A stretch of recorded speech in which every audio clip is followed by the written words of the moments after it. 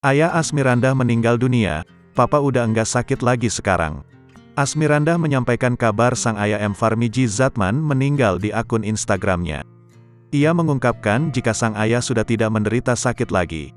Papa udah enggak sakit lagi sekarang. Tuhan sayang banget sama Papa, kata Asmirandah di Instagram, Kamis, tanggal 6 April tahun 2023.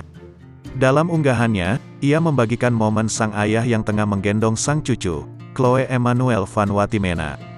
Terima kasih ya Pa, Papa sudah jadi suami, Papa dan Opa terbaik untuk kita semua, pungkasnya. Asmirandah juga mengunggah foto-foto aktivitas ayahnya semasa hidup.